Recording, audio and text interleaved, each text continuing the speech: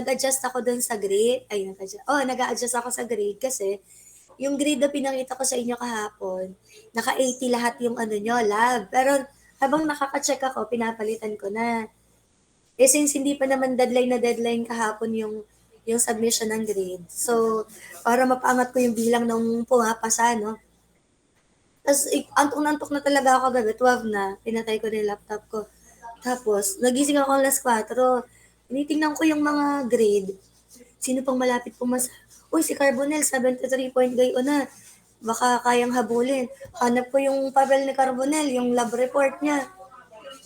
Tapos nung nakita ko na, grade dan. Ang tagal naman mag-grade. Mga 10 minuto kada isang lab work. Tagal class. Kaya pasensya nyo matagal. Binabasa mga kasi. Eh tapos tumumasa na siya, si Carbonell. Yung iba niyang kagrupo, baka naman pasa na sa siya or nahigit ng konti. Gay, mula sa, halimbawa ay mula sa 80, naging 91. O di, yung 11 points na yun, nakatulong para pumasa siya. So, this is section na 03, sa halip halimbawa na ang pasalamang ay 10, naging 11. na, naipasok as 1 and 3 si Carabol. Dahil lang sa iyo, sa section ninyo, no, sayang yung isa. Para sa report ni Mami, madagdagan ng isa pang pa sa section na to. Tapos, bawat isang section, yung malapit ng pumasa, hinahanap ko yung lab report nila at mga mula sa 80, hindi nag-change papuntang, parang ang mababa lang naman na score na naibigay ko ay mga 89, ganyan. Parang wala namang nababa so far pa ng mga 85. Ano, tinataasan ko na para para makabawi-bawi. Pero syempre class, malit na bahagi lamang ang lab. Tigpa 5 points lang yun or 5% ng overall grade. Ang malaki talagang impact, yung 50% na nanggagaling sa inyong mga assessment.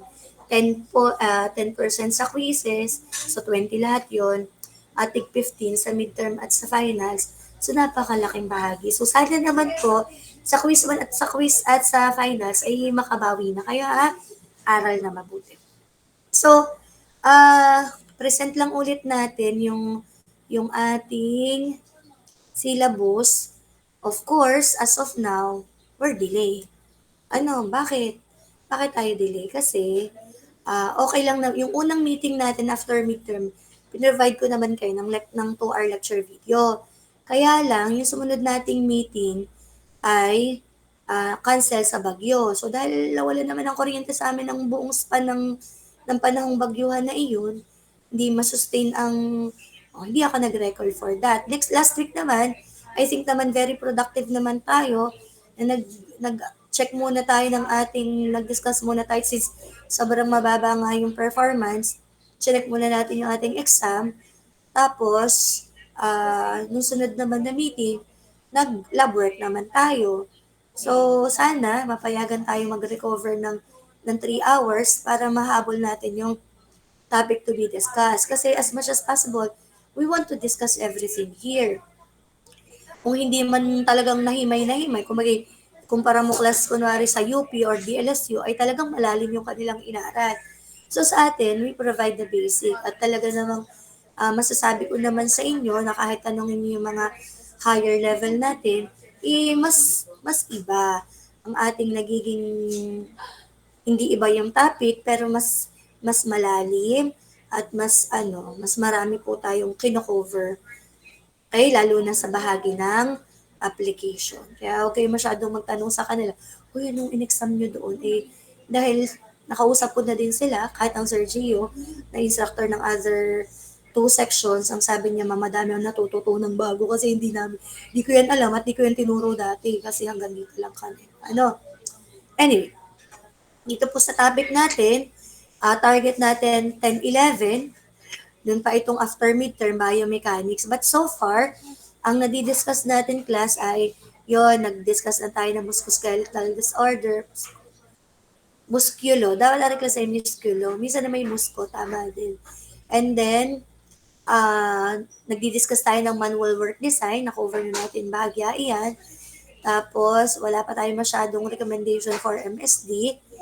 And then, hindi pa tayo tumututok ng musculoskeletal system at saka basic biomechanics na gagawin natin today. Kaya do not expect very long rest or break. And then, dito naman ka sa postural analysis, somehow, nakatakel na tayo ng mga principle. Pero mainly, ang postural analysis po natin is more of yung paggamit ng mga ergo tool. When we say ergo tool, it's not necessarily a physical or tangible equipment, but it could be computerized or evaluation checklist para matingnan kung correct yung posture. Okay?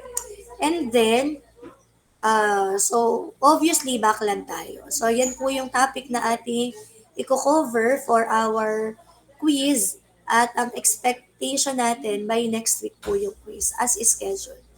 Let us see. Yes. Week 13 po. Ay makapag-postural analysis tayo at the same time ay magkaroon ng quiz number. Mag-quiz po ba? I-anticipate nyo daw? Oo. Okay? Tapos, so wala muna tayo. Ari ang medyo mahirap na part kasi mapupull out na kami dyan. Napakahirap pa namang i-discuss ng manual material handling. So, saka ko naiisipin muna. Hindi muna ako sa ating pagka-backlog. Anyway, so yan, as of now, ang ating status ng discussion. So again, kayo na po ang mag-print out ng material. Last week ay hindi ko na kayo na-require na mag-photocopy kasi lahat naman tayo ay may e-book. But if you're interested, say for example, na magkaroon ng copy, meron naman akong available na libro dito and we can copy it na 2-page na yung magkabilang leaves ay in one paper. Pag nag-print kasi kayo class, edi most likely one page, one paper. So, kung merong interesado na magpa-photocopy ng book, edi sabihan niyo lang ako sa sa True Class Rep. Okay? But if you're, gusto nyo kayo na mag-print, or mas maalwan yon sa aking bahagi, ay di, whatever is your choice. Okay? Sige. Dito na po tayo pupunta sa manual work design, which is dun sa pinakita kong syllabus sa inyo, ay bahagi po siya ng topic number 7, kapart pa siya ng biomechanics. Actually, doon sa biomechanics, ang didiscuss natin yung ating skeletal system or muscle skeletal system, basic bio, as in basic lang. Nag-discuss na sa MSD, tapos ng manual work design tayo, which are principles. Dun sa chapter 5. So, ito po yung continuation natin, paatras. Kasi, isinuport muna natin class yung mga principles for anthropometry. Kaya tayo ay paurong ang naging discussion in terms, hindi naman pa-backtrack talaga ako class, kundi sadya lamang na nauna yung anthropometry at yung mga principles na discuss natin ay in terms of the machine and equipment, and then yung isa, tools, at nakalimutan ko isa, workplace, yun po ay in support sa anthropometry. So ito naman class ay with regards to muscle and skeletal system natin. So just allow me na ito na lang po ang gamitan, na meron akong summary katulad nito na nagawa, pero hindi na lang ako magdi-discuss. Providean ko na lang kayo nung summary para mas mabilis kayong magsasaulo kayo ng principle, hindi sunod-sunod. Pero for now, let us refer to this para dun sa mga details the drawing. Ang dami din lang namin deadline for now, hindi na talaga makakatch up pa. And since on my part, napakahirap na bahagi yung to prepare for material. Kita nyo naman yung effort ko sa lahat ng materials na ginawa ko nung last time. Hindi lang talaga maagad ngayon kasi ang dami naming deadline sa college or sa dean's office. So for now, allow me to use this. Complete naman na din po. Para at the same time, kung may copy na kayo, na print out or naka-open kayo sa tablet ninyo ng material, edi na-highlight nyo din specifically kung alin yung mga highlight ko dito. Okay? So the key points sa topic nating manual work design, which will cover musculoskeletal system and biomechanics, is, and cumulative trauma, ang gusto nating matutunan class for the objective is, yan, how to design work according to the human capabilities and limitation, which is the goal of ergonomics, physical ergo. And then for tasks which are manipulative, consider natin yung ating static or non-moving, non-locomotor, at saka yung ating dynamic or locomotor actions. And then, with regards to use of your effort and stress, ano dapat ang ating i-consider? Katulad niyan, na nakabigay na, keep strength requirement below 15% of maximum. 85% force lamang ang pwede mong gamitin para hindi tayo magkaroon ng overexertion. And then, kapart na din po ng na-discuss natin yesterday, is avoid extreme ranges of motion. Di ba sabi, work only, naisip ko na class yung kahapon ko pang iniisip na word. What happened? Okay. Mag-open lang po ka ng bagong file kasi medyo biglang hindi na nag-re-respond. Okay, wait lang po natin yung new file para kayo makapagsalat. Wait, kung saan naman siya nag-hang, doon din siya mag-open. Pag nag-open ka na ng file. Yan, okay? So, dito po, avoid extreme motion of ranges of motion. So, ang nabanggit po natin dito sa review, we avoid twisting. Ano? And movements. Okay, extra movements, torso, tapos yung ating mga overextension, movement sa ating neck. Dapat, pag nag-work po tayo, ito ikaw, pwedeng may cut out, pwedeng wala, depende. Yung may tinatawag tayong normal na reach lang, wag nating aabutin yung maximum. Meron tayong visual field hanggang kaganyan lang. Okay, visual field. Tinatawag nyo kahapon na sa inyo ba yung section yun, yung peripheral vision daw. So yung naaabot mo, yung mga bagay na hindi kailangang mag-rotate yung neck or yung head and hindi excessive yung extension, pag-extend ng ating mga arms. So, ang tawag doon class ay yung ating, we do the action within our reach envelope. Kahapon ko pa yung iniisip, bigla na lang nag-pop out sa mind ko kanina ba nag-discuss sa 06. Ano, ito lang class yung ating reach envelope at yun dapat ang natin i-consider. Use the smallest muscles for speed and precision.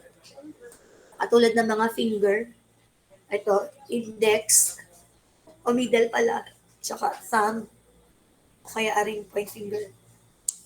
Kapag naman strength ang kailangan, ay more effort, ay di kailangan largest muscle. Kanari ay, naku, hindi kayang i-control ng kamay. So, gumamit ka ng foot pedal.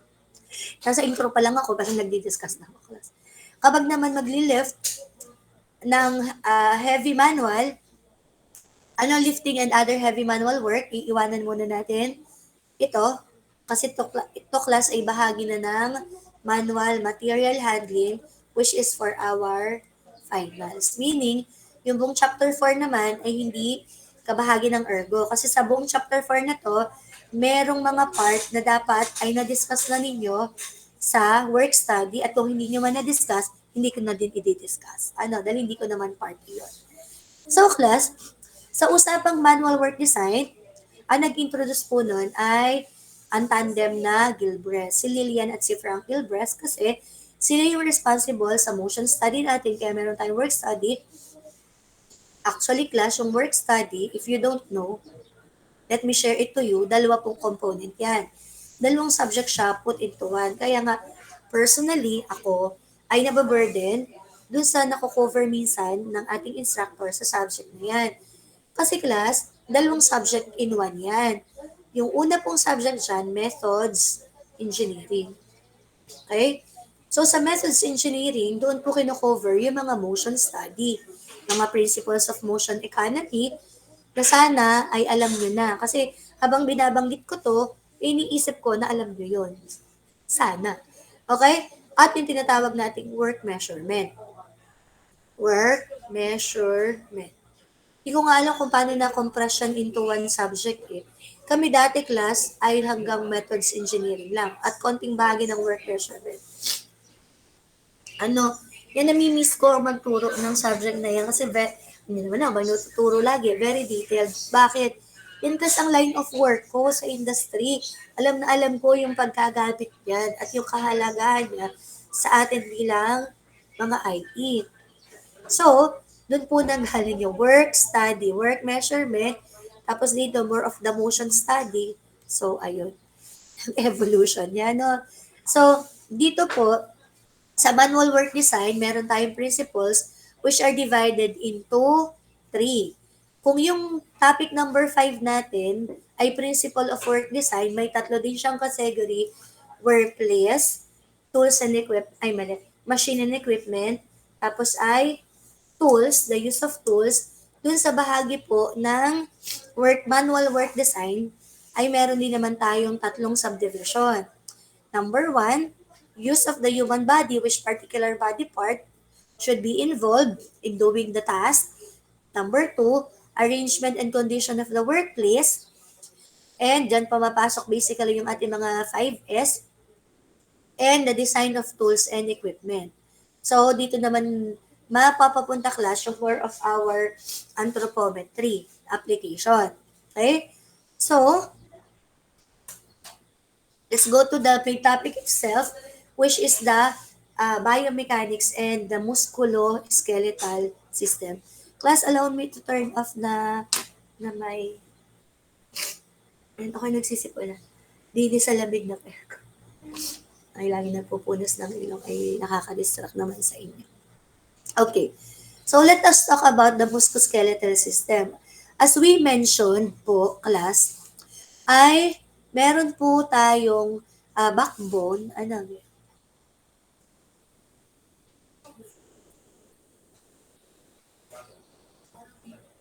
Kaka-drawing din ng mayos-ayos. Bangit na ulit. Shoulder, kamay. Yan. So, ang gusto ko lang namang i-point out dito, class, ay are. Yung sa part ng ating spine, di ba? Sabi mong musculoskeletal, vertebrae natin. Vertebrae. Okay? So, diyan class ating musculoskeletal system, take note na tayo ay may S-curve. Okay? Kailangan natin pangangalagaan. Lumbar, ari po part, lumbar or lordosis. Lordosis. Yung part na medyo nakalubog. Na may taas ng puwetan. Okay? Or buttock. Okay, malis aside. Wala no. Okay. Tapos, dito daw class, so dito sa ating didiscuss yung kahapon, sinoko po sa inyo yung iba't ibang mga movements na nagagawa ng ating mga body parts. So, mga flexion, extension, supination, etc. Ang dami nun. Balikan nyo na lang sa chapter 5, yung iba't ibang mga drawing ng mga actions na yon. Ngayon, sabi dito, the human body is able to produce movement because of a complex system of muscle and bones, and that is called a musculoskeletal system. So, let us look at the figure ng musculoskeletal system of the arm. Ang ibig sabihin ng class, muscle plus bone. Skeleton. Skeleton. So, yun daw yung mga composition. So, ating part na hindi ako ganun na maka-scientific na bad class. So, tayo binibigyan lang ng introduction. Hindi naman natin itiduel yan dahil hindi naman tayo mga Dr. Bagar expert on these parts. So, para lang meron kayong idea. Baka ako'y pagkatanungin nyo na malalalim na bagay tungkol dyan, baka hindi ko po kayo masyadong masasagot kung masyado siyang technical. So, meron daw tayong parts. Sa bagay yan, brachio, radialis. So, meron tayong bicep, tricep, at brachialis. So, dyan sa mga body part na iyan class, so, iba't ibang composition ng muscle and typically, itong mga muscle na to ay may dalawang category.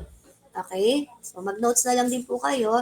Okay, 2 categories ng ating muscles.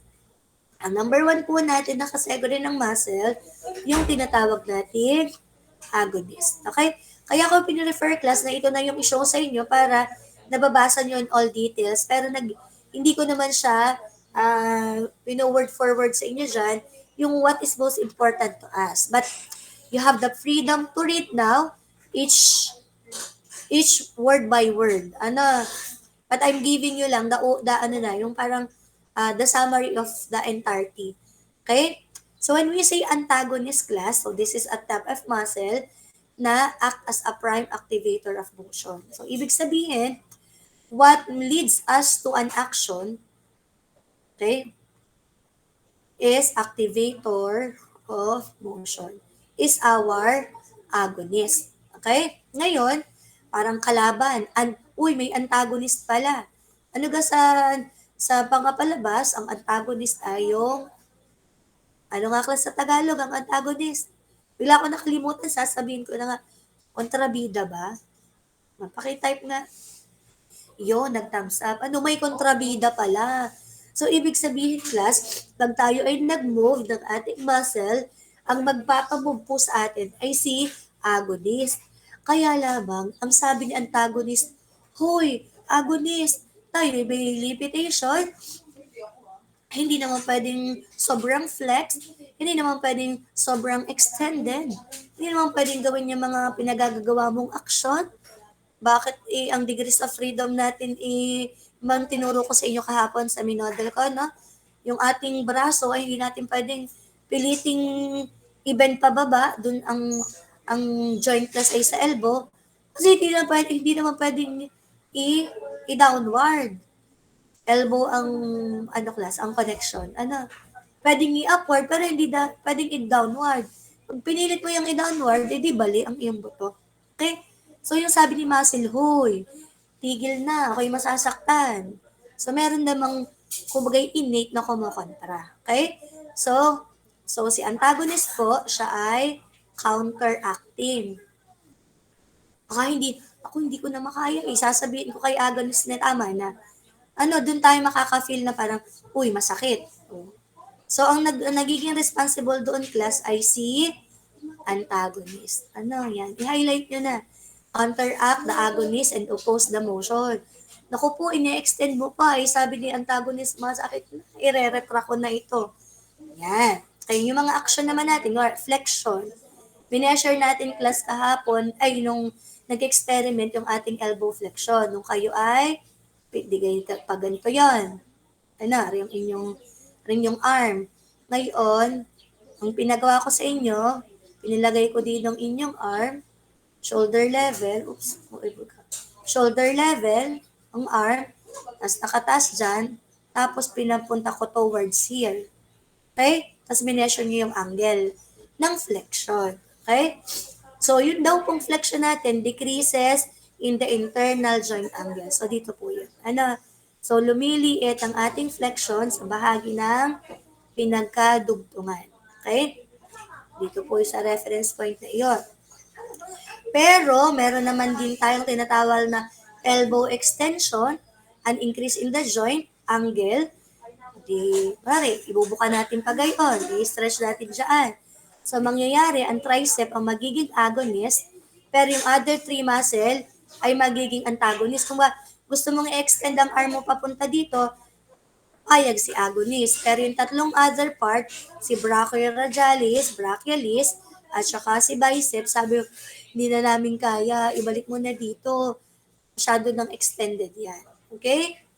So, yun po yung idea na yung ating pong mga muscles sa particular joining section nila joints, ay mayroong muscle na nagka-counteract at nag-a-act ng motion.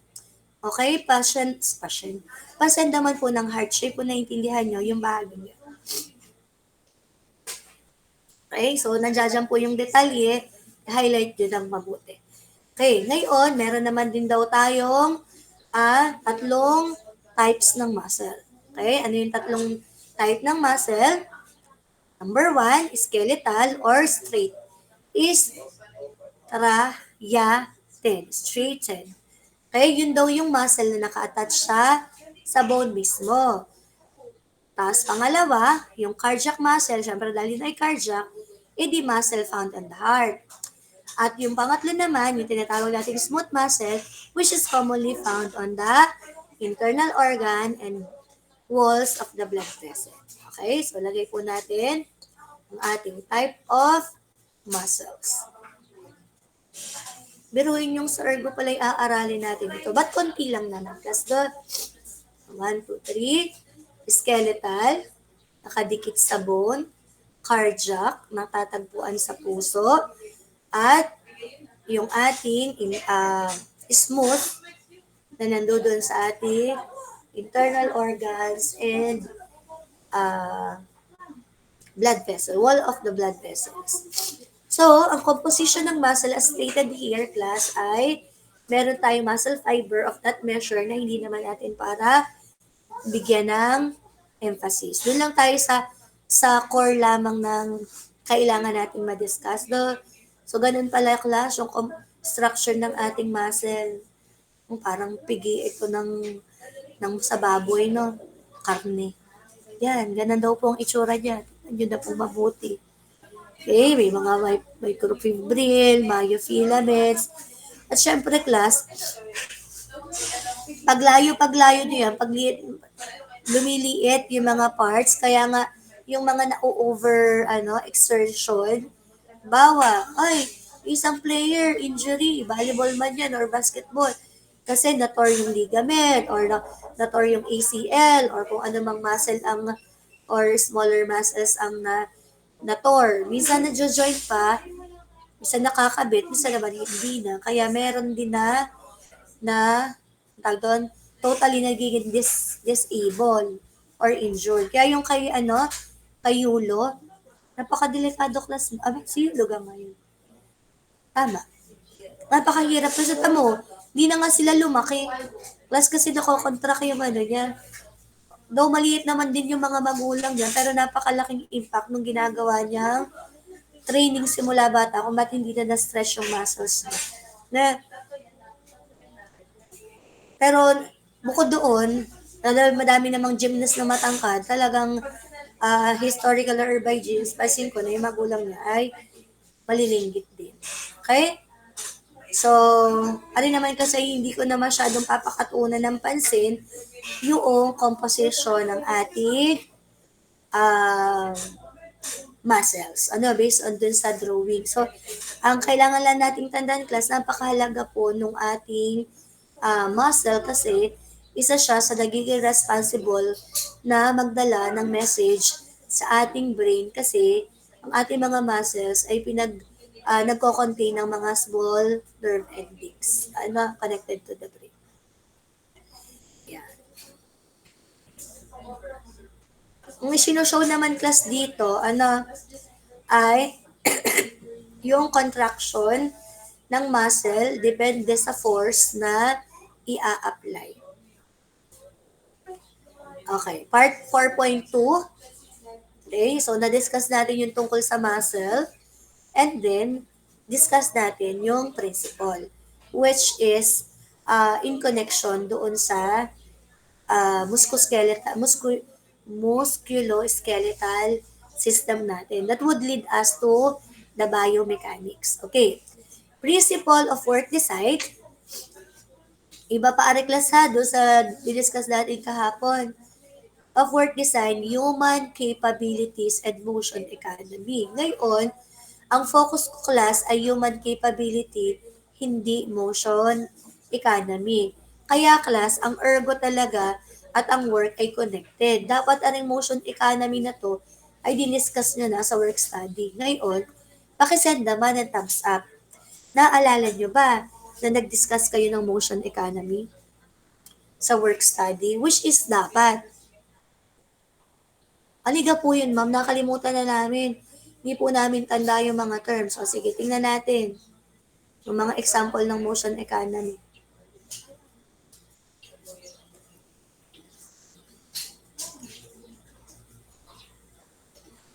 Class, ayan. Hindi na natin yan isasama kasi motion study yan. So, hindi natin yan part. Mga turblig na yan, Siguro naman yung mga third leg na discuss po sa inyo. Ano. So, hindi po natin ipapart yun. Ano, so dun lang ako sa part ng, I think na-discuss naman na class, motion economy nyo.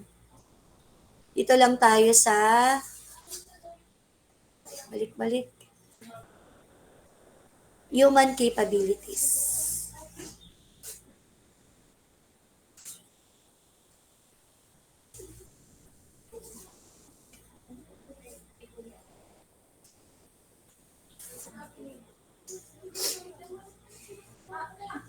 Okay.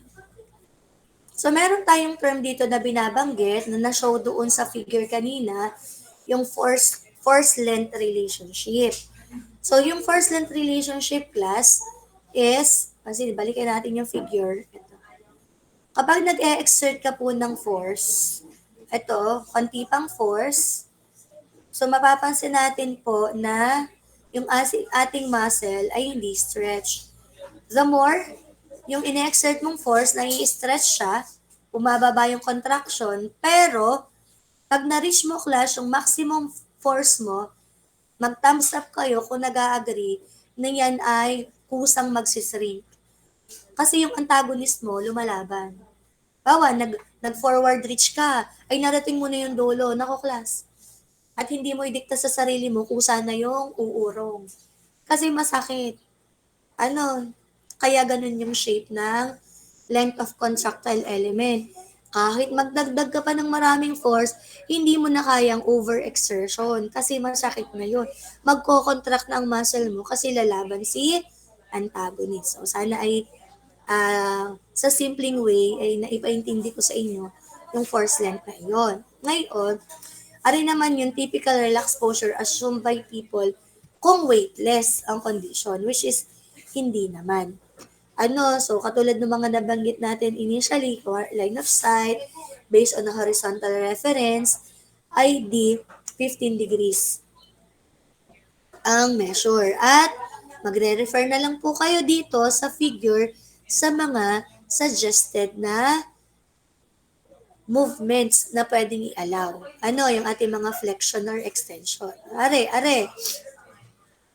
Alas, magmumove ka, so dapat ari daw ay naka 90 degrees, at kung magtitilt forward ka, di ba, naka-vertical. Kung ikaw ay magbabow down, hanggang maari, kung ikaw ay worker, 24 degrees plus minus 5 degrees lang.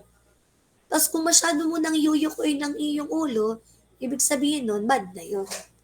Ano, kung ang movement naman na rin, may flexion ka, di ba pinasukat ko sa inyo, dapat ang action hanggang 122 degrees plus minus 24 lang. Kung iaangat mo yung iyong braso mula sa iyong tagiliran, 36 degrees plus minus 19. Kumbaga, may assembly work ka, di hanggang ganun lang yung action. Hindi dapat na taas are. Ano, depende na lang kung nandidin ang iyong kung nandidin ang iyong task na ginagawa. Alam naman natin yun na nag-e-elevate tayo kapag kailangan ng accuracy. So, you have to refer to this para sa limitations ng mga movement ng ating joints. Ano po? So, ano po yung ating mga principle na kailangang i-follow? Achieve the maximum muscle strength with slow movements. O napakasimple ko class na explain to sa inyo. Bakit? Ano? Muna po na. Second principle of human capability is the sliding filament theory and muscle contraction. Ngayon, ang explanation ko dito sa inyo, achieve maximum muscle strength with slow movements. Di ka nagpa-measure ako sa inyo class ng grip strength nung nakaraan. Anong napansin ko nung ako'y nagpa-model doon sa grupo na magme-measure? Ang ginawa ng pumisel, nginatal agad. Ibig sabihin, nung sabi ko, sige, grip, final effort. Class, di nga talaga yun. Samantalang nung ako'y nag-demo, ang ginawa ko sa kanya ay unti-unti.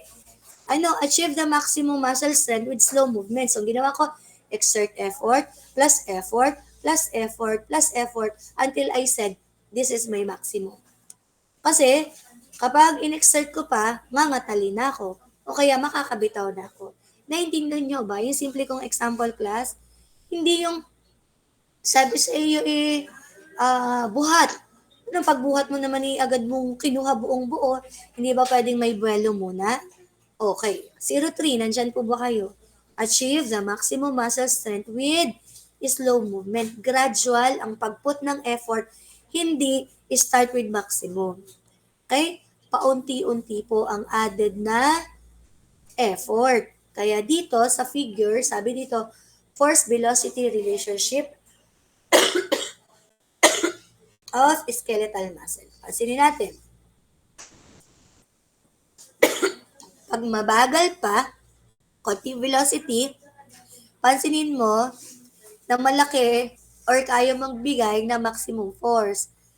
Pero, kapag masyadong speed up ang iyong reaction class, yung binibigay mong strength doon, malaki sa umpisa, pero agad nang manghihina. Agree ba kayo? Send a thumbs up. Kunwari, binigay mo agad ng full exertion, agad na magde-decline ang iyong capacity.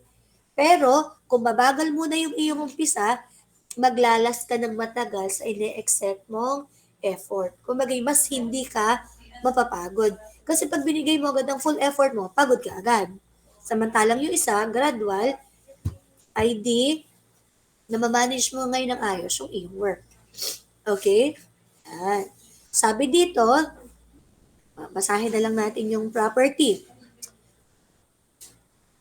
The maximum muscle force being produced with no external measurable shortening and minimal muscle force being produced at maximum velocity of muscle shortening. The force is only sufficient to move the mass of that body segment. So, ang tawag dun ay force-velocity relationship. So, actually, class, yan ay ating ina-apply niya kapag nangangailangan tayo ng um, heavy effort. Kaya or full effort sa heavy work. Yan. So, punta tayo sa next the principle.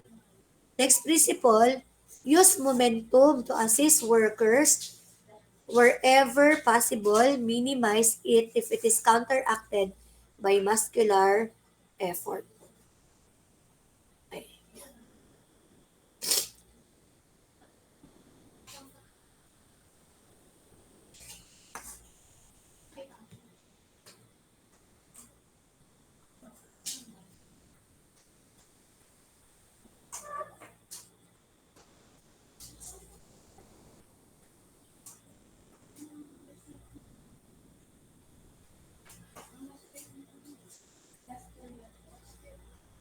Wait lang po ha.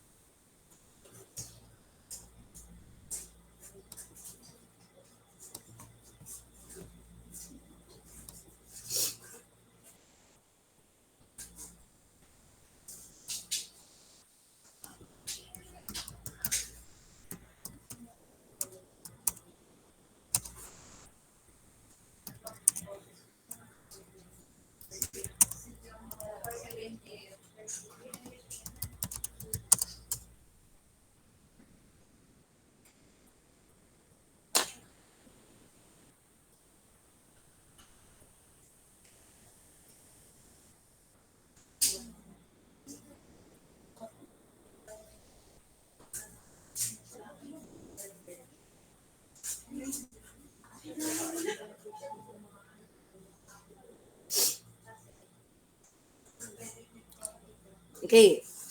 Again, use momentum to assist worker wherever possible. Minimize it if it is counteracted by muscular effort. So pag sinabi natin class na momentum, ang atin pong dapat gagawin diyan, yung gusto niyang ipakahulugan ay focus, class, focus of energy and or and effort.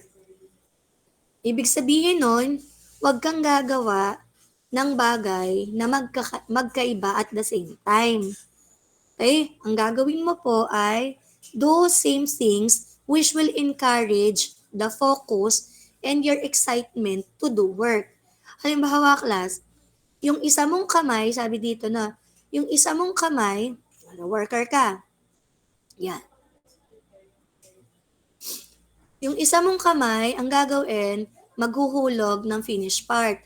Ang isa mong kamay naman din kukuha ng new material. So magkaibang bagay yon na hindi ka nakaka-focus. So ang maganda daw mong gagawin ay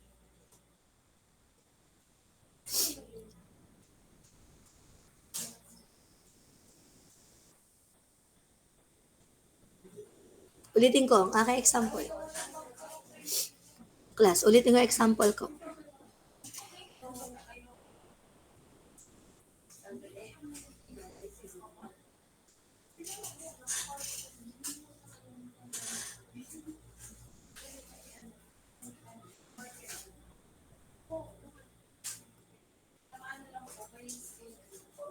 Ito.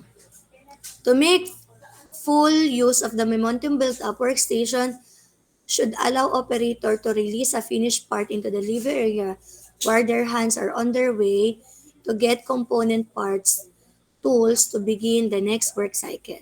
Anong ibig sabihin na sa example? Halimbawa po ay yung isang kamay mo ay may activity, pwede naman gawin natin kasi na may precedence yun. Kunwari, one hand, drop, another hand, get component. Okay? Tapos, as you drop here, tapos babalik ito, may dalang component. Tapos dito naman, pagbalik niya, kukuha siya ng component, magtatagpo sa gitna. So pag ganun po, class, nakaka-build ka ng momentum. May pinagsisimulan. Okay? So nawawala yung disadvantage ng pagiging sidetrack kasi you're doing different things. So, halimbawa class, ulit yung person, may assembling ginagawa. Mas maganda kung ang magiging action mo, kanan kaliwa, kuha dito, tagpo, tapos bitaw, kuha ulit sa kabila, assemble. Parang pareho yung motion. Hindi pwede class na ari ay palabas, tas ari paloob. Masasidetrack ka kasi hindi kakayanin ng ating mental capacity yung different work. I-try nyo po. Ari lagi kong nai-encounter as example. Kunwari, i-try nyo class sa inyong sarili. Sige, mag-camera on. Ay, naka-camera on pala ako. Plus ito, ganito ha. Paluin mong ulo mo habang ito, sinaswipe down mo. Try natin.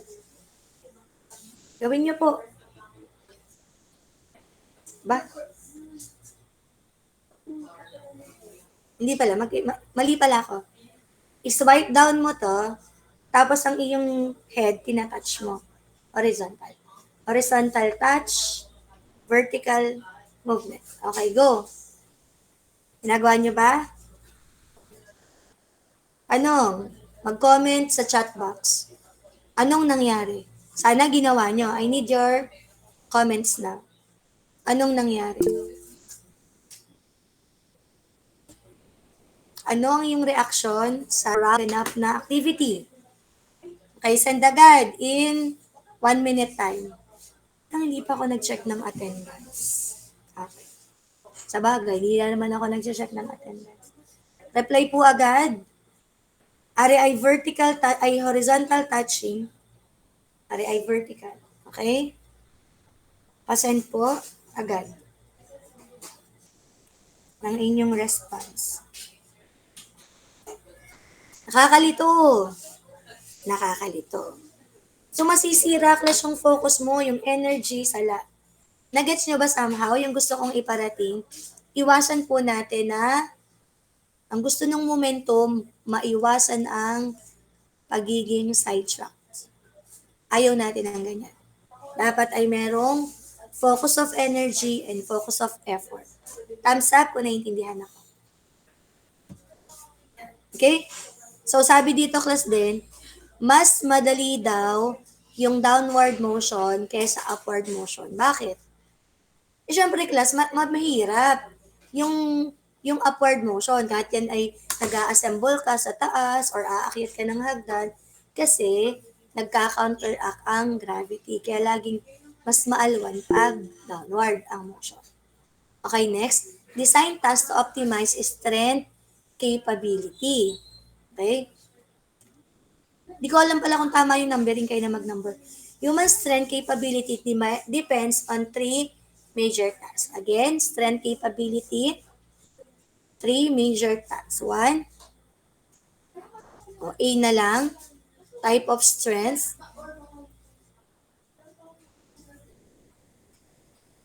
Sorry na sa spelling, itama nyo na lang. B, muscle or joint motion being utilized. And three, posture. So, tingnan po natin yung ating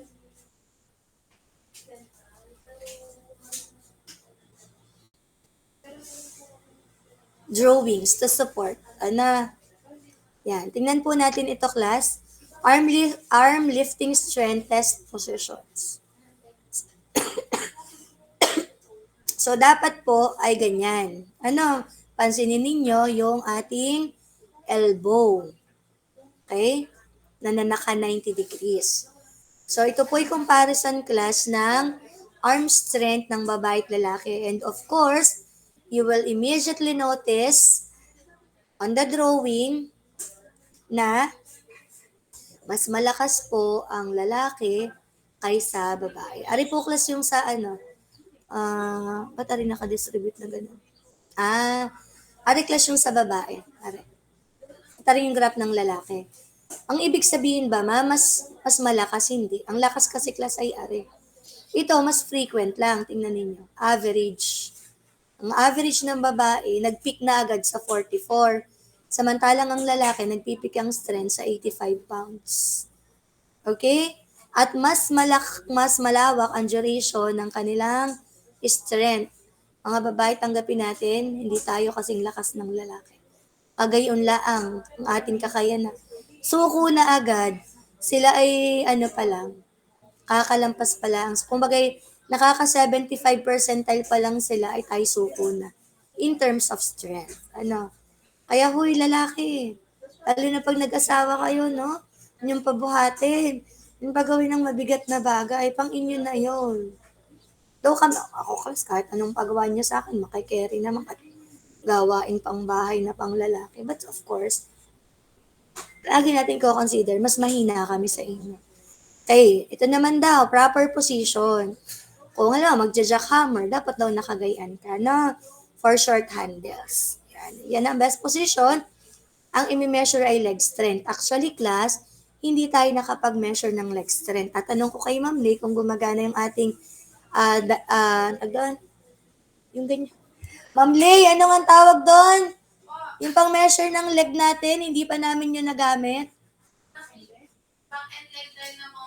Pero nagana po yan, Sige, isingit na lang natin na ipatry ng sa bawat isa. Hindi na lang natin i-include dun sa lab. So, class yun, yung pinakita natin yung ganito, na may nakadikit sa gitna, tapos kinakabitan natin ng chain, nung ako'y nag-demo sa inyo. So, susukatin yung leg strength mo, Josh. Anyway, so tingnan natin yung leg strength ulit. Class, ang babae, average ay 93. Dini ulit yun. Tapos, pabago pa lamang nagpipik ang strength ng lalaki, suko na agad kami ulit. Okay? Pansinin ninyo, class, ha? Malakas talaga kayo. Okay, mananadyak. Matindi. Next. Ari naman daw kung torso. Tingnan nyo, class, yung bending is bad, pero ito naman ay class, naka-standard siya ng angle of movement lamang. Dapat hanggang ganyan lamang. Po?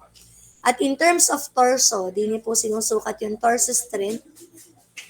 Tingnan ng lakas, malayong malayo, class. Nadini pa lang. Rin strength ng babae, ang sa lalaki naman ay malayo. Nangalahati.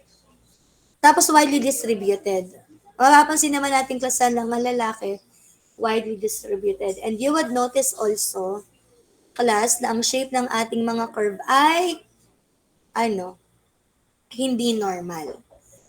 Skewed. O, anong ibig sabihin nun? Sa pauna malakas, sa padulo humihina na. Ano? So, mas madami ang hindi kalakasan. Yan. Okay, next. Mga isotonic, isometric, isokinetic, edi hindi naman natin masyadong binigyan na ng attention. And then, with regards to static muscle strength, moment data, yes, pag sabing static muscle strength, yung not moving ka. Okay. Stationary na worker. So, ito po yung extreme 5th and 95th and the average 50th percentile. Sa elbow flexion, yun ang function ng muscle. Ang ibig sabihin nun ay 90 degrees at arm side. So, ito po yung, anong measurement nito, class? Foot pound. Ano? So, kung kailangan natin ng data in terms ng say mga object ay mga actions o mag-i-involve tayo ng mga somewhat lifting, okay, or meron tayong mga need na i-hold na may konting bigat. Kasi minsan class yung assembly, maliliit naman, no? Pero yung class medyo may width, ID, ari ko ang gagamitin nating data. Okay, ari naman daw ang pinagkaiba. In terms of Newton meter naman siya. Magkaiba lang ng unit. So, ari class, aring topic na ari, ay biomechanics na solving problems. Skip muna natin at this point. Ano oras ako nagsimula? 10 o'clock. 1 hour pa lang. Balikan natin mamaya or sa next meeting natin yung part ng biomechanics. Puntahan muna natin yung lecture proper. Ito naman ang reference ninyo para sa maximum weight acceptable na pwede nating buhatin but with consideration na dapat siya ay merong handle. Okay? Ang pagbubuhat ng box ay floor to knuckle height. Okay? So, kayo na mag-imagine noon. Drawing natin. Magbe-bend ka. Iaangat mo mula dito. Of course, you have to bend. Iaangat mo hanggang knuckle height. So, yan po ang measurements. So, anong ibig sabihin class ng 1 lift per 0.5 minute? Anong for 5 minute? 30 seconds. Sa bawat isang 30 second, 1 lift ang gagawin. So, ibig sabihin nun, magli-lift siya ng 120 times per minute. Ano? So, look at the values class. Ang lalaki, 42 pounds ang kaya, ang babae, 26 lang. 19 kilos ang kaya ng lalaki, kung ganun class yung yung frequency ng lifting, 12 kilos lang ang kaya namin. Okay, ari naman ay 1 lift per minute, ibig sabihin, 60 boxes per minute. 1 lift per 30 minute, ibig sabihin 2 boxes per minute. Ay, mali. Per hour. Per hour. Ari ay 120 per hour. Boxes. So yan, reference po natin. Gano ang maximum weight na acceptable na pwedeng buhatin. So halimbawa, meron kang isi-check na area, yan, warehouse. Paano malalaman compliance or hindi? O, pwede mong tingnan, nagbubuhat ba siya from the floor? Hanggang saan niya binubuhat? Okay? So pag halimbawa, nagbuhat, shoulder, to arm reach, gagayon, iaabot, gano'ng kabigat. Bawa yung binuhat ay ng babae ay 10 kilograms, ay di, na po yun? Unacceptable. Okay?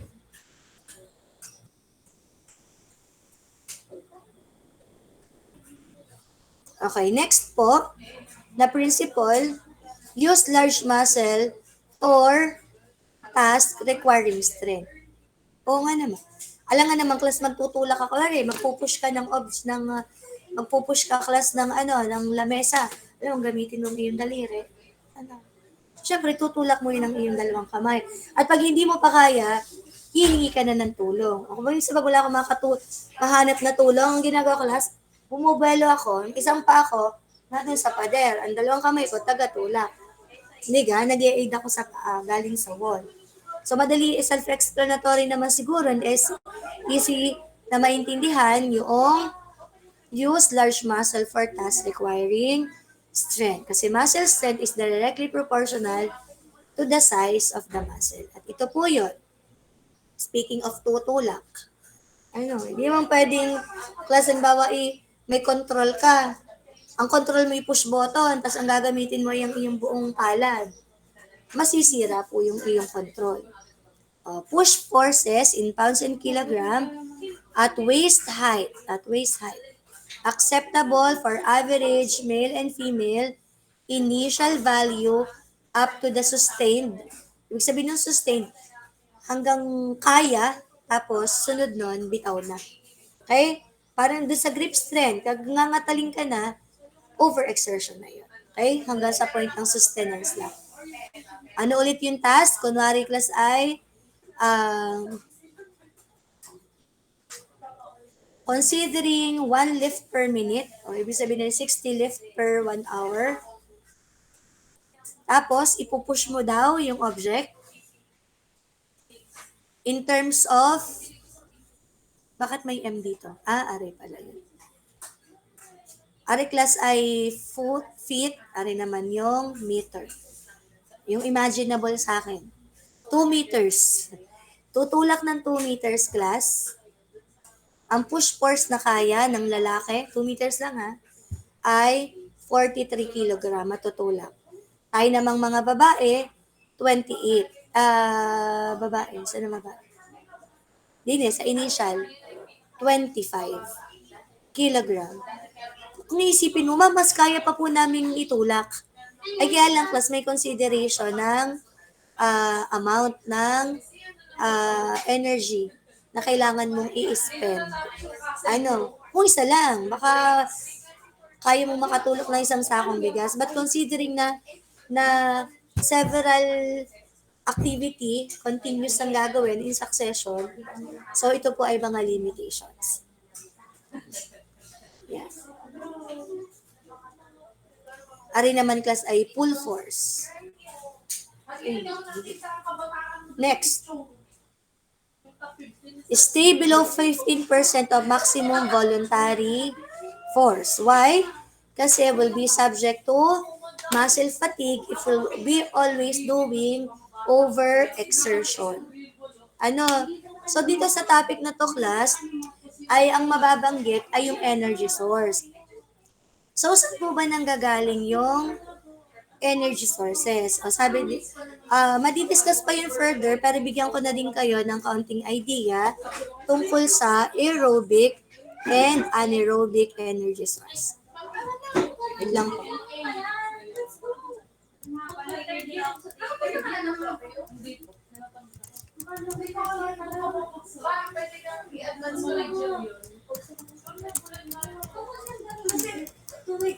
Kasi 'di ba, alam naman natin na ang ating energy class ay nanggagaling sa metabolism. So pag sinabi po nating aerobic energy, ito po yung energy source na na-create dahil sa presence ng oxygen. So sa later part class, i-discuss din natin kasi may illustration doon yung may mga tinatawag nating ATP, mga adenophosphate, kung tama ang aking pagkaka-recall, na yung mga type ng energy na yun ay kumbaga may succession. Bawa, meron kang stored energy, tapos gagawa ka na ng manual work. Merong particular na energy na una mo dapat unang gagamitin. Otherwise, pag kinonsumo agad, bigla kang manghihina, magko-collapse. Okay? Kasi parang consuming energy, all of the energy at one time kaagad. So, marami yung mga kung ATP, adenophosphate, oxygen, carbohydrates, gayon. So, mamaya na natin itackle pagpunto natin ng manual work na. Kasi sabi nga dyan din, silly. So, dito naman sa stay below 15% of the maximum voluntary force, yung katulad na nabanggit ko kanina sa inyo sa introduction, huwag palagi ang gusto mong gawin ay exert or do it harder. Okay, do it harder but simpler. Work hard but simple, but do not exert effort. Tingnan natin yung exertion level. Okay? Pansinin, endurance time, gaano katagal mo kaya i-sustain in minutes, exertion level, at a maximum workforce. Ang sabi, kapag binigay mong todo ang maximum effort mo, 100, hindi ka tatagal ng 1 minuto. Kaya nga, excuse me, dun sa grip strength na actual na experience natin, yung pagpisil nyo ganon at biglang pisil ka ng malakas agad ka, gayon ka agad. Di ka? Tapos di mo na kaya. Samantalang kung ang gagawin mo ay, ari yun, pinisil mo, kaunti-unting effort, meron ka pang ibibigay as time goes by na hindi ka napapagod ka agad. Okay, thumbs up kung naiintindihan nyo yung figure na ito. Ang pinapakita lang, pag nag-exert ka agad ng full effort, agad kang manghihina, hindi ka makaka-endure. Kaya dapat gradual ang pagbibigay ng energy. Okay? Padahan-dahan lang. Tsaka bukod sa madali kang mapapagod, ikaw ay prone sa aksidente. So, may formula daw tayo dito. Okay, ang formula, T, which is endurance time, is equal to 1.2 divided by, so i-write natin, T is equal to 1.2 divided by F minus 0.15 raised to 0.618, doon lang ako na-confuse. Kung siya ay minus here or minus here. Pwede nating i-try. Kaya class hindi applicable to kasi yung divide, hindi natin alam kung para dito sa buo or ito muna bago yung minus. Tingnan lang natin sa example. So yan, may isa na tayong problem solving. T is endurance time and F is the required force expressed as a fraction of maximum isometric strength. Isometric strength. Balikan natin. Ano po yung isometric strength? Nabanggit ko kanina yung mga isotonic, ganyan, isokinetic, ating balikan. May formula palang dadaan. Arikala, third type of muscle strength capability is called psychophysical strength. Okay? Which is strength demands which are required for extended time. Bakit nag-psycho? Kasi class, kailangan mo nang mag-mindset na, kaya ko pa ba? Kaya ko pa ba? Okay? Ayun yun. Sunod. Hanapin natin yung iba pang type. Isometric or static strength. Okay? That is body motion which is restrained.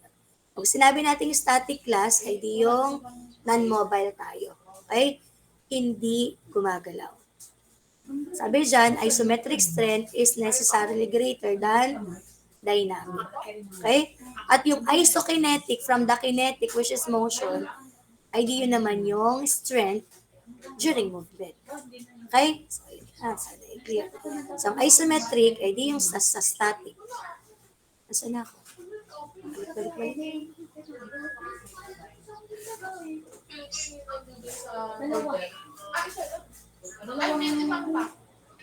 Ano po, sure, class? Parang nung binabanggit ko rin kay Sir Gio, sabi niya, hindi ko namin alam iyan. Kasi nga, hindi nila kino-cover noon.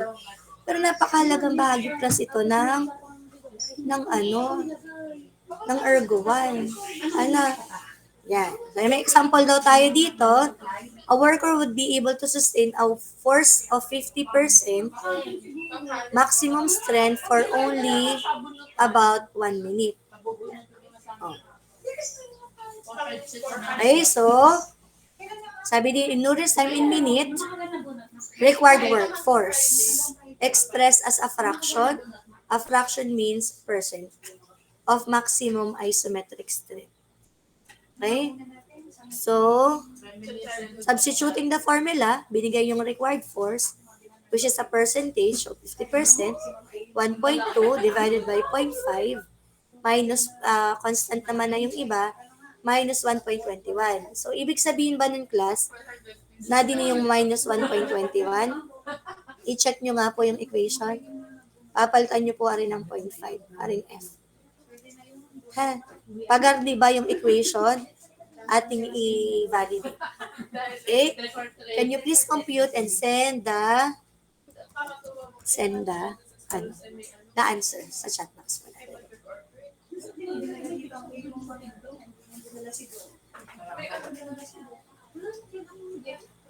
Dito nga meron. Nakita mo sila. Hindi na naman makakain. Hindi sa gaban na sa sakit. Hindi ikaw doon ka. Ano lang kakain? Nakakain na yung pinay. Napag ako mari. Ginamit Iniwan na sa school. Tulungan na dito. Wala naman naisip kong something na mag-reminisce sa pagkabata. Ano po? Lollipop. Lahat ng pagkain. Gusto nyo ba lollipop? Or pag naman mang sipol. Ay, ang sweet corn na yun. Yung nakaasa na yun. Nasa malaki na yung color. Nakatatos. Bida bida. Tatos gayon. Ang gusto ko dati po. Yung may... Saka yung pom-pom. Parang luma na yun. Parang kinakain ko yun ng high school. May Kris Kringle kami class. Every week. Kayo ga din, habang naghihintay ako ng sagot. May Kris Kringle ga din kayo sa class. Namiss ko yung ganon. Palibas ang section sa Lasal ay tigkakaunti. Lagi kami may Kris Kringle. Kunwari tatlong third year. Kasali ako sa lahat ng section. Oo. Dami kong naging bag. Dahil doon. Laging bag ang ginigift sa akin. Siyang giging. So, class, tama ga yung pagkakabracket ko. Ganun nga yung equation. Siya. Ay, may Kris Kringle ga kayo. May Christmas, ano nga section niya? 03. Ay, tanong natin ng officer. Officer, may Christmas party ga kayo? Kahit third year level o kung ano man. Walang sumagot. Wala pang plano. Hindi yung officer na lang kung hindi ang class. Lagi naman kayo magkakasama. Pero kami class na na Kris Kringle din. Weekly. Bawa something nakakahiyang, embarrassing to carry. Diba? Something to reminisce your child. Ang problema ko, inabunot kong tatlo, alam kong pangalan, di ko alam kung anong regalo dapat ang nakaasal. Wala. Pagkatingin ko na wala. Kaya hindi ko alam kung paano ko re-regalo. Okay? So, back to the point. So, pag daw nag-exert ka ng 50% ng iyong maximum strength, ay di 1.09 minute ka lang tatagal. O, try natin. Compute ulit natin yung T. 1.2 divided by palitan natin. Kunwari, ang binigay natin ay ano nga sabi? Stay below 15% of the maximum. Oh.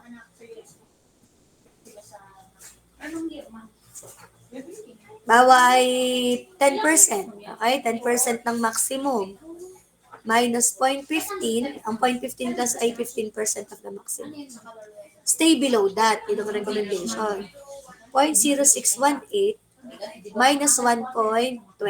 So, in-expect natin class, pag mas maliit mo ng effort ang binibigay mo, hindi mo binibigay yung full force, mas tatagal ang iyong endurance. O dapat mas malaki ang value nito. Okay? Saan nga pa? Ang sagot. Minutes po ang unit.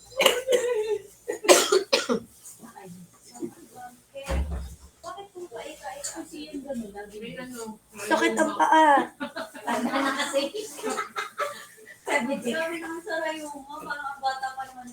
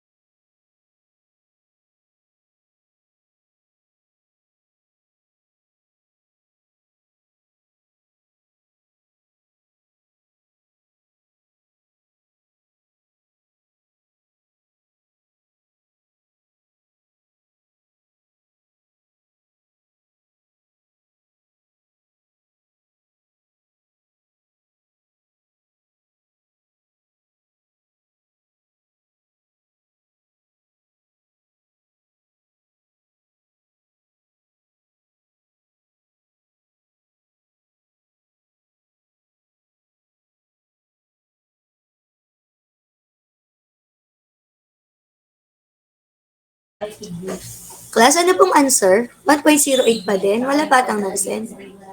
Uy, wala pa. Ano pong bagong value? Sabi, hindi ko din makita. Undefined. Bakit kaya?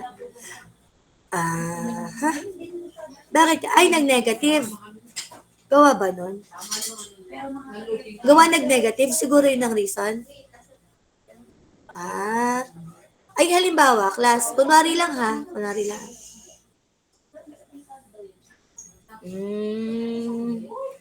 So, ibig sabihin lang nun, hindi nagsasolve ng below.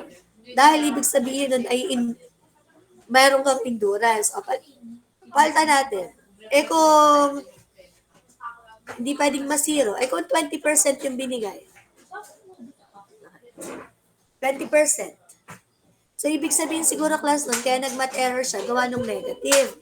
Nag-negative siya, kasi lesser, nag-stay naman siya dun sa below 15%, which is acceptable. O, yun yung paliwanag ko ha. Hindi nyo sasabihin, naku, math error, walang sagot. Hindi. O, kaya siya nag-math error kasi nag-negative siya. O, paano kung 0.20 class?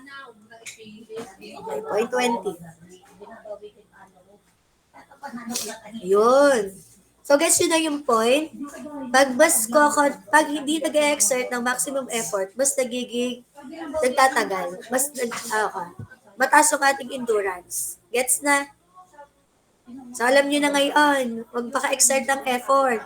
Bakit? Una, mapapagod. Pangalawa, prone sa CTD. Okay? O kaya sa injury. Yan. Next. Next is, class hanggang 11:30, tas break muna tayo. Use short, frequent, intermittent work cycle. So, palagay ko naman, class, very easy na to para sa atin. Yung sabi natin before, yung problem natin dun sa midterm, sabi, 15 work, tapos 45 rest. Ayun, tanong dito, bakit ka pa pumasok? Tiga, class? Very timely, Ari, class. Very timely. Nabasa ko sa Facebook post kahapon. Sabi niya, nakabili na ako, ano nga yun? Nakabili na rin ako sa wakas ng ganitong supplement dahil nag-overtime ako. Dahil sa ka-overtime ko. Anong ibig sabihin nun? Yung supplement na tinutukoy niya, class, yung parang pang-stabilize ng health. Ibig sabihin, sobrang pagod niya sa trabaho, ka-overtime. Nabili niya yon na sobrang mahal. So, hindi siya attainment kasi dapat hindi niya dun in-spend yung kanyang money. Gets niyo po ba? Dati kung wala siyang sakit. Yes, gayon na. So, hindi maganda yung ganon. So, dito, 15 work, 45 rest. So, pumasok ka para mamatay. Hindi yun ang trabaho ng ergo. We do not work to die. We work to have a better living. Tama ba? Kaya nga improve natin. yung ating work design. Agree everyone? So, kaya sabi doon sa recommendation nyo, kaya ko minalian, 15 minutes work, 45 minutes rest, tapos hiningan ko kayo ng recommendation, ang sabi nyo, give more resting time. Ay, di na nagtrabaho. 15 minutes na kayo. Pauwiin mo na. Sara mo na yung kumpanya. So, maling sagot yon na mag-provide pa ng resting time. Kasi 15:45 na eh. Ang gawin mo, i-change mo yung system. Huwag mong bigatan yung crate na binuhat. Kauntian mo yung iyong ipapaload. I-exert mo. Ay, kulang na lang ihagis niyan yan eh. Sunod-sunod. Ano? Talagang nakakagalit. Kaya ang ganda ng suggestion ng isa na nag-recommend. Sabi niya ay, resign. Oh, may point siya, tinamaan ko. Tama. Tama. Bakit mo papatay ng sarili mo dyan? Resign. Tinamaan ko class yan na. Eh, kaya lang, walang trabaho, 1 point. Hindi, huwag ka agad mag-resign. Ano naman mapag-uusapan? So, I think that explanation is enough. Paano naman kunwari yung 45-15? O, wag yan ang gawin mo. This is good, this is working, this is resting, but do not implement this one. Ang gawin mo po, 15-5 times 3 cycles. Yan ang tinatawag nating short, frequent, intermittent work and rest. Salpitan. Thumbs up, naintindihan. Ano mo pong i-divide para baka kasi pag pinagpahinga mo, diretsong pahinga. Di ba merong ganun sa balita? Naku, hinapit. Kasi 3 days daw yung holiday. Dire-diretso, naka-4 pa nga, yung long weekend daw. Diretsong 2 linggo, hinapit ang trabaho, overtime, blah, blah, blah. Ala, nung nagpahinga class, Pilipino yan. Recent nangyari this year. Nung magpahinga, namatay sa pagod. Hindi na nagising sa pagkatulog. Extreme exhaustion. Fatigue. So, ay, mahaba naman ang pahinga sa weekend. Lagi ko nga wish, sana makatulog ako ng mahaba. Mahabang, may gising. May gising. Hindi mahaba. Mahaba lang. Ay, hindi magising na. Next. Design tasks so that most worker can do them. Tama. Yung task ay magaan na magagawa ng karamihan. Hindi yung, naku po, makakagawa lang yung extreme 90, yung pinakamalalakas na lalaki lang, isang ka makakahanap palagi. So i-cater po natin within this, ayun, nafa-flatten tuloy. Ito yung ating normal curve, tarikan ng kaunti. Huwag ang makakagawa ay arilaang. O ang dapat ay magagawa ng nadidili. Yung week, yung fifth minimum. Kasi pag kaya ng fifth minimum, kaya na ng kalahatan. Sabi dyan, with the strongest being 5 times stronger than the weakest. So yun ang consideration natin. Dapat kaya nito, pag kaya nila, kaya na ng karamihan. Okay? Yan. Tingnan natin daw, isometric class, static, steady state, contraction in minute, percent of maximum strength. Anong gusto nating i-point out? Class ay parang box plot, So, kung papansinin niyo, ito yung average, yung gitna. Maximum, minimum. Okay? So, sabi dito, points are averages. Yun daw mga tuldok na yon. Average finger muscle, hand, arm muscle, leg strength combined. Okay? So, yung vertical line naman ay yung error. Okay? So, kung titingnan natin dito, contraction, nako-compress ang muscle, tapos, ang strength, minutes. 5-minute contraction, kapag binigay mo yung maximum force kaagad. Pero, kung papansinin mo, pag maliit pa yung effort na kinreate mo, mas nagtatagal yung ating sustenance. Nakaka-maintain tayo na mag-produce or mag-give ng effort or force. Yan. So, nadini na po tayo ngayon. Press break muna. Pwede mag-leave, tapos i-chat ko kayo pagbabalik. Mga 1 hour. Ala. Charot. Hindi, kami ay backlog. Mga 5 minutes. Mas sobrang backlog yung ibang section. Sige po, pwede muna kayong mag-leave para hindi sayang yung data. Chat ko kayo pag mag-join. Anong subject? Very fine movement if we are requiring precision and accuracy. Can you send me thumbs up? Gets naman. Siguro naman kasi imaginable naman sa atin, no? Bawa nagdo-drawing ka. Okay? May ini-sketch. Ay, hindi naman pwedeng mabilisan ang kilos mo. Hindi ka makaka-achieve doon ng refinement. Lalo na if may intricacy yung iyong. Paano sa ibig sabihin ng intricacy? More details and yung intricate, delicate na mga designs. Okay? So, bakit? Sabi dyan, muscle contractions are initiated by neural innervation from the brain and spinal cord. So, syempre, kapag nagre-require tayo ng accuracy class, yung ating focus ay exerted. At pag sobra pong exerted ng ating focus, okay, pansin na pansin mo, yung takbo ng iyong utak, bumabagal po ang ating kilos. That is a usual effect. And we can see here on the illustration po, maximal isometric, static movement, static po na strength. So, ng illustration dito, makikita nyo po na habang tumatanda, pareho naman yung action na nakakarating tayo sa peak na meron tayong maximum strength, but as we age, tingnan mo class, parehong nakaka-peak ng early 30s, mid-20s, tapos nagsisimula ng mag-decline ang ating strength. Pero obvious pa din dito sa drawing na to or sa illustration na mas malakas pa rin po ang lalaki. Okay? With regards to strength, dominant po. And then, do not attempt precise movements or fine control immediately after work. Simple example for you to be able to understand this. Galing ka class sa PE. Galing ka dun sa PE, punta ka dun sa klase, tapos ni-require ka drawing. Ano ang inyong mararamdaman naman? Dito, sa chat box class. Okay?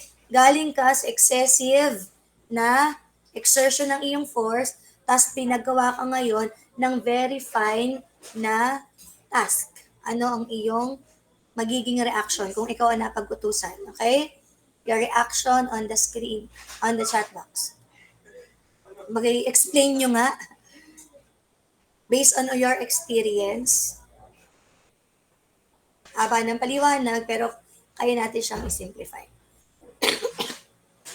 Ikaw ay pagod na pagod, tapos pinagawa ka ng very fine task. Ano ang posibleng mangyari?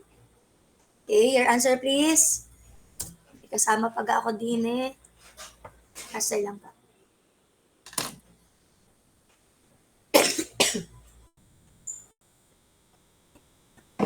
Okay, hintay-hintayin natin. Wala pa pong responses. Sana may mag-send ng sagot.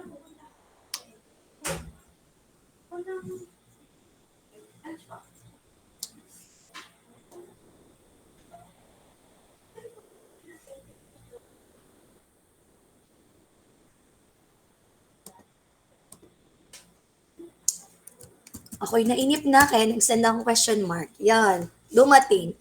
Mag-send ko ng question mark, ay mahaba palang paliwanag. Sige, basahin natin paunting te. Ang unang sinend.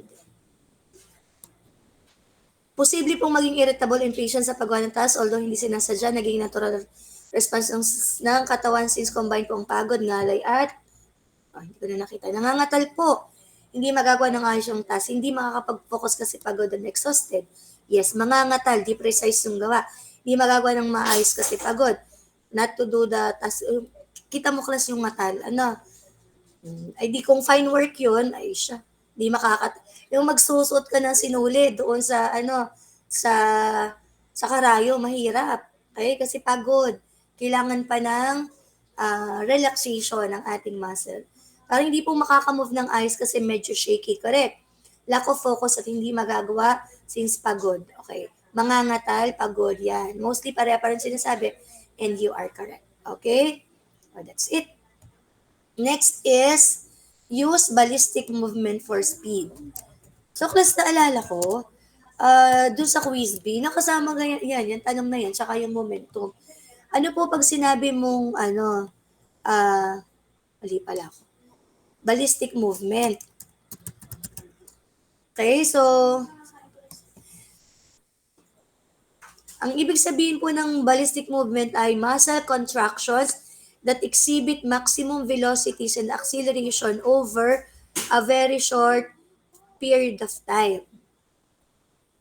Example ng ballistic movement, throwing a pitch, taking a swing ng baseball, throwing a punch sa boxing, taking a slap shot sa hockey, taking a jump shot sa basketball, tackling a runner sa football, throwing a football sa football, jumping for a dunk, or having a layup sa basketball.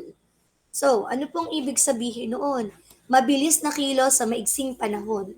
So, minsan ay nagiging pakinabang po ang gumamit tayo ng ballistic movement for speed. And we can take advantage, class. Kaya lang, ang magiging problema yung speed accuracy trade-off. Kasi, syempre, kung movement yan, at mabilis yung iyong kilos, yung precision ay magsasuffer.